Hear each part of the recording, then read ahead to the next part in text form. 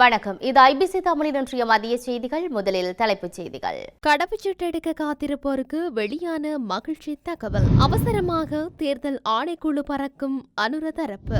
Digital அடையாள அட்டை தொடர்பில் வெளியான புதிய தகவல். இலங்கை மக்களை அவதானமாக செயல்படுமாறு எச்சரிக்கை. அரசாங்கத்திற்கு தேவையான வகைகளில் அரசியல் செய்ய முடியாது. நாமல் அரசாங்கத்தின் மற்றொரு புதிய திட்டம். அனைத்து மாகாணங்களுக்கும் அபிவிருத்திக்கு சமமான வகையில் நிதி ஒதுக்க வேண்டும். சாமர சம்பத். வரலாற்று மைல்கல்லை எட்டிய யாழ்ப்பாண விமான நிலையம்.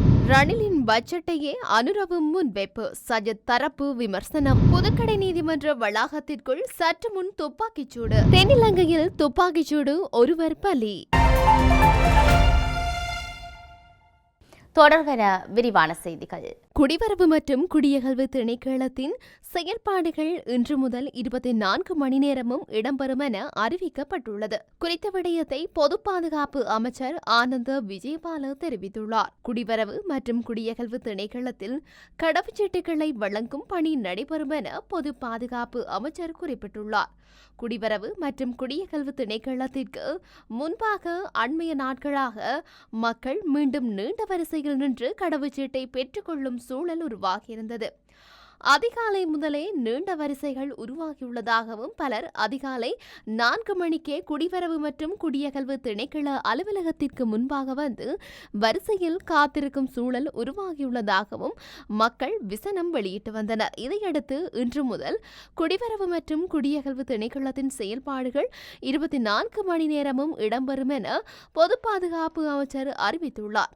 அதற்கு ஏற்ற வகையில் தேவையான பணியாளர்களை சுழற்சி முறையில் வழங்க நடவடிக்கை எடுக்கப்பட்டுள்ளது. மேலும் இன்று இரவு முதல் பத்திரமுள்ள பகுதிக்கு சிறப்பு பேருந்து சேவையும் இயக்கப்படும் என்று அமைச்சர் மேலும் குறிப்பிட்டுள்ளார். தேசிய மக்கள் சக்தி கட்சியின் பிரதிநிதிகள் தேர்தல் ஆணைக்குழு அதிகாரிகளை சந்திக்க உள்ளதாக தகவல்கள் வெளியாகியுள்ளது. இந்த சந்திப்பில் இன்று கட்சியின் செயலாளர் வைத்தியர் நிஹால் அபேசிங்க உள்ளிட்ட சிலர் இணைய உள்ளனர். நடத்துவதற்கான ஏற்பாடுகள் குறித்து தேர்தல் ஆணைக்குழுவுடன் கலந்துரையாடல்கள் நடாத்த திட்டமிடப்பட்டுள்ளதாக தெரிவிக்கப்படுகின்றது. இதற்கிடையில் ஸ்ரீலங்கா பொதுஜன பெரமுனவின் விசேட கலந்துரையாடல் நேற்றைய தினம் பிற்பகல் இடம்பெற்றது. உள்ளூராட்சி மன்ற தேர்தலுக்கு எவ்வாறு தயாராவது என்பது குறித்த கலந்துரையாடல்கள் இடம்பெற்றதாக நாடாளுமன்ற உறுப்பினர் நாமல் ராஜபக்ச தெரிவித்துள்ளார். இதேவேளை உள்ளூராட்சி மன்ற தேர்தல்கள் சட்டம் மூலம் நாடாளுமன்றத்தில் மேலதிக பெரும்பான்மை வாக்குகளால் நிறைவேற்றப்பட்டுள்ளது. நாடாளுமன்றத்தில் கடந்த 17 நடைபெற்ற வாக்கெடுப்பில் 3/2 பங்கு பெரும்பான்மையால் சட்டமூலம் நிறைவேற்றப்பட்டது. சட்டமூலத்துக்கு ஆதரவாக 187 வாக்குகள் அளிக்கப்பட்டு ஏகமனதாக திருத்தங்களின்றி நிறைவேற்றப்பட்டது.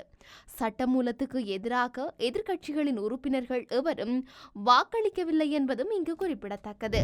டிஜிட்டல் அடையாள அட்டையை எதிர்வரும் ஏப்ரல் மாதத்தின் பின் வெளியிட நடவடிக்கை எடுக்கப்படும் என டிஜிட்டல் பொருளாதார பிரதி அமைச்சர் இரங்க வீரரத்ன தெரிவித்துள்ளார். இது தொடர்பில் அவர் மேலும் தெரிவிக்கையில், இதற்கான தரவுகளை பெற்றுக்கொள்ளும் முறைமைகளை தயாரிக்கும் பணிகள் தற்போது இறுதிக்கட்டத்தை எட்டியுள்ளது.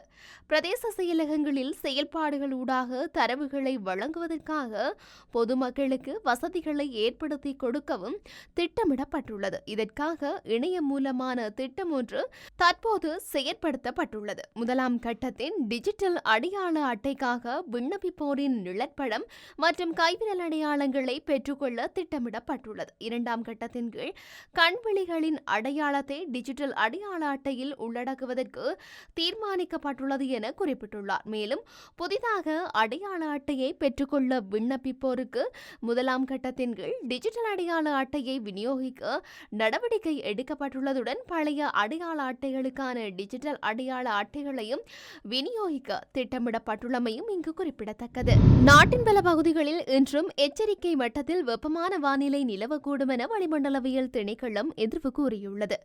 அதன்படி வடக்கு, வடமத்திய, வடமேல் மற்றும் மேல் மற்றும் தென் மாகாணங்களிலும் ரத்தினபுரி மற்றும் மொனராகலை மாவட்டங்களிலும் வெப்பமான வானிலை பதிவாகக்கூடும் என எதிர்வு கூறப்பட்டுள்ளது.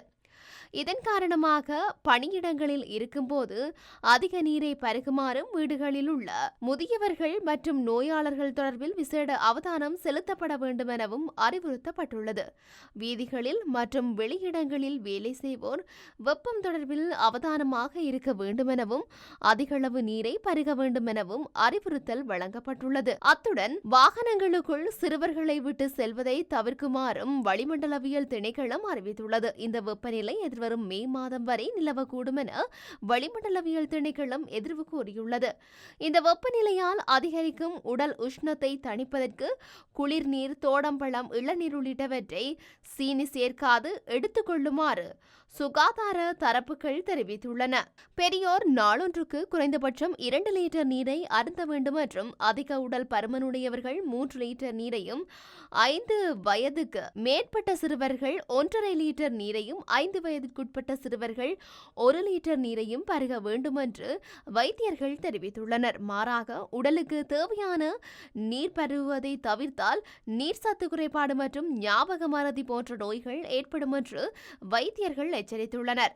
முடிந்தளவு பகல் வேளைகளில் வெளியில் மேற்கொள்ளக்கூடிய செயல்பாடுகளை தவிர்த்துக் கொள்ளுமாறும், வெளியில் செல்லும் போது வெள்ளை அல்லது இலக்கு நிற ஆடைகளை அணிந்து செல்லுமாறும் மக்கள் அறிவுறுத்தப்பட்டுள்ளனர். அனுர அரசாங்கத்திற்கு தேவையான வகையில் அரசியல் செய்ய முடியாது என ஸ்ரீலங்கா பொதுஜன முன்னணியின் நாடாளுமன்ற உறுப்பினர் நாமல் ராஜபக்ச தெரிவித்துள்ளார்.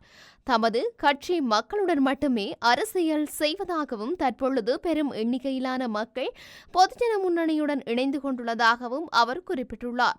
முன்னாள் ஜனாதிபதி கோட்டபாய ராஜபக்சவினால் நியமிக்கப்பட்டுள்ள நிதி அமைச்சின் செயலாளரினால் தயாரிக்கப்பட்ட வரவு செலவு திட்டத்தை ஜனாதிபதி அனுரகுமார திசாநாயக்க சமர்ப்பித்துள்ளதாக சுட்டிக்காட்டியுள்ளார். முன்னாள் ஜனாதிபதி ரணில் விக்ரமசிங்கவின் கொள்கைகள் உள்ளடங்கிய வரவு செலவு திட்டத்தை அவரை விடவும் சிறந்த முறையில் இந்த அரசாங்கம் சமர்ப்பித்துள்ளது என நாமல் ராஜபக்ச குறிப்பிட்டுள்ளார்.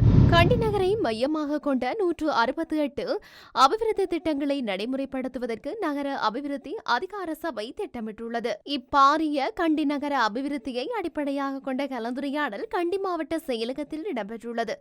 இந்த திட்டம் 2035ஆம் ஆண்டின் போது பூர்த்தி செய்வதற்கு திட்டமிட்ட பாரிய கண்டி அபிவிருத்தி திட்டத்தின் கீழ் நடைமுறைப்படுத்தப்படுவதாக அதிகார சபையின் தலைவர் பொறியியலாளர் குமுதலால் தெரிவித்துள்ளார். இந்த அபிவிருத்தி திட்டம் கண்டி மாநகர சபை உட்பட உள்ளூராட்சி நிறுவனங்கள் 15ஐ மையப்படுத்தியதாக 600 சதுர கிலோமீட்டர் நிலப்பரப்பில் நடைமுறைப்படுத்தப்படுவதற்கு திட்டமிடப்பட்டுள்ளது. உத்தேச திட்டம் 168இல் 13 திட்டங்கள் கண்டி நகரத்திலும் செயல்படுத்துவதற்கு தீர்மானிக்கப்பட்டுள்ளது. இந்த திட்டம் மலைப்பகுதியில் மலைநாட்டின் புகழ்பெற்ற தலைநகரத்தில் இந்த கண்டி நகரில் சமய கலாச்சார வரலாற்று மற்றும் கலாச்சார உரிமைகள் பரவலாக உள்வாங்கப்படும் விதமாக நடைமுறைப்படுத்தப்படுகின்றது. இதன் அடிப்படையில் பல்நோக்கு போக்குவரத்து வாகன தரப்பிடம் அமைத்தல், கிருஷகால சந்திக்கு அண்மையில் இருந்து வில்லியம் கொபல்லாவ மாவத்தையூடாக வைத்தியசாலை சந்தி வரையான வீதி அபிவிருத்தி திட்டங்கள், மகியாவை சுரங்கப்பாதை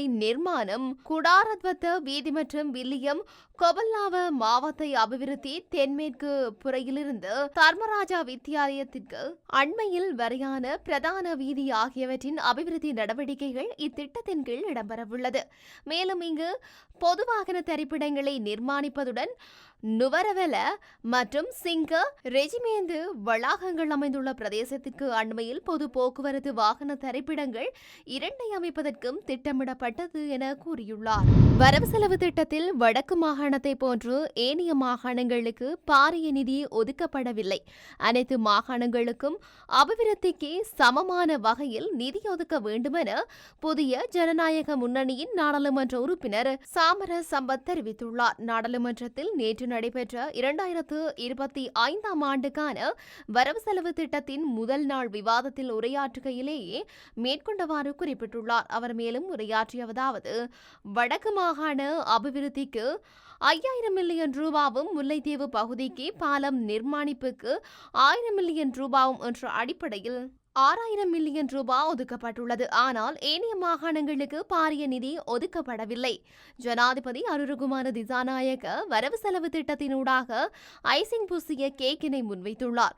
குறிப்பிட்டுள்ள திட்டங்கள் அனைத்தையும் நிறைவேற்ற வேண்டும், இல்லையேல் பிரச்சினைகள் மாத்திரமே மிகுதியாகும். எமது அரசாங்கத்தில் முன்பிள்ளை பாடசாலை ஆசிரியர்களின் சம்பளம் 2,000 ரூபாவால் அதிகரிக்கப்பட்டது. ஆனால் இந்த வரவு செலவு திட்டத்தில் 1,000 ரூபாய் மாத்திரமே அதிகரிக்கப்பட்டுள்ளது. தற்போதைய வாழ்க்கை செலவுக்கு இது போதுமானது அல்ல. இந்த தீர்மானத்தை மீளாய்வு செய்யுமாறு கேட்டுக்கொள்கின்றேன். நலன்புரி கொடுப்பனவுகள் அதிகரித்துள்ளதை வரவேற்கின்றேன். பல்கலைக்கழக மாணவர்களுக்கு வழங்கப்படும் மகாபல கொடுப்பனவு 2,500 ரூபாவால் அதிகரிக்கப்பட்டுள்ளது. களனி பல்கலைக்கழகத்தின் மாணவர்கள் தான் கடந்த காலங்களில் மக்கள் விடுதலை முன்னணிக்கு சார்பாக செயல்பட்டு கடந்த அரசாங்கங்களுக்கு எதிராக போராட்டத்தில் ஈடுபட்டிருந்தார்கள். களனியில் இருந்து கொழும்புக்கு பேரணியாக வருவார்கள். ஆகவே தற்போது அதிகரித்துள்ள கொடுப்பனவை மேலும் அதிகரிக்குமாறு கேட்டுக்கொள்கின்றோம்.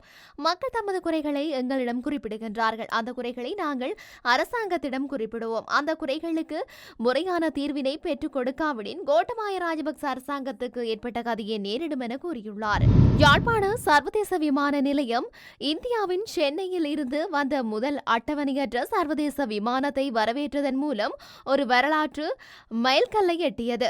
இந்த சாதனை பிராந்திய விமான இணைப்பை மேம்படுத்துவதாகவும் வடக்கு இலங்கைக்கான சர்வதேச பயணத்தை அதிகரிப்பதற்கும் வழிவகுக்கும் என்றும் விமான நிலையம் மற்றும் விமான சேவைகள் தெரிவித்துள்ளது. இந்த வெற்றிகரமான வருகையுடன் யாழ்ப்பாணம் விமான நிலையம் இப்போது சர்வதேச சார்ட்டர் விமானங்களுக்கு அதிகாரப்பூர்வமாக திறக்கப்பட்டுள்ளது. இது பொருளாதார வளர்ச்சியை ஊக்குவித்து பிராந்திய சுற்றுலாவை மேம்படுத்துவதற்கும் என்றும் விமான நிலையம் மற்றும் விமான சேவைகள் தனியார் லிமிடெட் தெரிவித்துள்ளது. சர்வதேச நாணய நிதியம் மற்றும் ரணில் விக்ரமசிங்கவின் வரவு செலவு திட்டத்தையே ஜனாதிபதி அனுரகுமார திசாநாயக்க முன்வைத்துள்ளார் என்று பிரதான எதிர்க்கட்சியான ஐக்கிய மக்கள் சக்தி விமர்சித்துள்ளது. நாட்டில் 7 தசாப்த கால பயணம் சரி என்பதை அனுரகுமார திசாநாயக்க ஏற்றுள்ளார் என்பதையே பாதிட்டு முன்மொழிவுகள் உறுதிப்படுத்துகின்றன என்று பொருளாதார நிபுணரும் ஐக்கிய மக்கள் சக்தியின் சிரேஷ்ட உறுப்பினருமான கபீர் ஹாஷிம் தெரிவித்துள்ளார். தேசிய மக்கள் சக்தி அரசின் வரவு செலவு திட்டம் தொடர்பில் கருத்து வெளியிடுகையிலேயே அவர் இவ்வாறு கூறியுள்ளார். ரணில் விக்ரமசிங்கவின் 3வது வரவு செலவு திட்டத்தை அனுரகுமார திசாநாயக்க முன்வைத்துள்ளார் என்பது போல்தான் நிலைமையுள்ளது. இதுவரை காலமும் நாட்டில் இருந்த பொருளாதார முறைமை தோல்வி என்று கூறி வந்த ஜேவிபியின் தலைவர் சர்வதேச நாணய நிதியத்தின் நெறிமுறைகளுக்கு அமைய செயல்பட வேண்டும் என்பதை ஏற்றுக்கொண்டுள்ளார். ரணில் விக்ரமசிங்கவின் பொருளாதார மறுசீரமைப்பு திட்டத்தில் திருத்தம் செய்து அதையும் ஏற்றுக்கொண்டுள்ளார். தனியார் மயமாக்கல் பற்றியும் கவனம் செலுத்தப்பட்டுள்ளது. எனவே நாடு புதிய திசையை நோக்கி செல்லவில்லை. 77 வருட கால பயணம் சரி என்பதை ஜனாதிபதி அனுரகுமார திசாநாயக்க ஏற்றுள்ளார் என்றும் குறிப்பிட்டுள்ளார். புதுக்கடை நீதிமன்ற வளாகத்திற்குள் சற்று நேரத்திற்கு முன்பு துப்பாக்கிச் சூட்டு சம்பவம் ஒன்று பதிவாகியுள்ளது. சம்பவத்தின் போது சுட்டுக் கொல்லப்பட்ட பிரபல போதைப்பொருள் கடத்தல்காரரும் ஒழுங்கமைக்கப்பட்ட குற்றவாளியுமான கனேமுல்ல சஞ்சீவா சம்பவ இடத்திலேயே உயிரிழந்ததாக போலீசார் உறுதிப்படுத்தியுள்ளனர். கனேமுல்ல சஞ்சீவ இன்று காலை பூசா சிறைச்சாலையில் இருந்து புதுக்கடை நீதிமன்றத்திற்கு வழக்கொன்றிற்காக அழைத்து வரப்பட்ட சந்தர்ப்பத்திலேயே குறித்த துப்பாக்கிச்சூடு இடம்பெற்றுள்ளதாக தெரிய வருகின்றது. மேலும் சட்டத்திரணி போல் வேடமணிந்த நபரே துப்பாக்கிச்சூடு நடத்தியுள்ளதாக தெரிய வந்துள்ளது. தென்னிலங்கையில் நேற்றிரவு நடைபெற்ற துப்பாக்கிச்சூடு சம்பவம் ஒன்றில் ஒருவர் உயிரிழந்து இன்னொருவர் காயமடைந்துள்ளார். காலி அருகே மித்தனிய பிரதேசத்தில் நேற்றிரவு இந்த சம்பவம் இடம்பெற்றுள்ளது. T56 ரக துப்பாக்கியொன்றை பயன்படுத்தி குறித்த துப்பாக்கிச்சூட்டு சம்பவம் நடத்தப்பட்டுள்ளது. இதன்போது துப்பாக்கிச் சூட்டுக்கு இலக்கான நபர் ஒருவர் சம்பவ இடத்தில் உயிரிழந்துள்ளதாக போலீசார் தெரிவித்துள்ளனர். இன்னும் ஒரு நபர் காயங்களுடன் மருத்துவமனையில் அனுமதிக்கப்பட்டுள்ளார். சம்பவம் தொடர்பில் போலீசார் மேலதிக விசாரணைகளை மேற்கொண்டு வருகின்றார்கள். இத்துடன் இன்றைய மதிய செய்திகள் நிறைவடைகின்றன. தொடர்ந்தும் செய்திகளை அறிந்து கொள்ள IBC தமிழ் நியூஸ் என்ற நமது யூடியூப் பக்கத்தினூடாக இணைந்திருங்கள். வணக்கம்.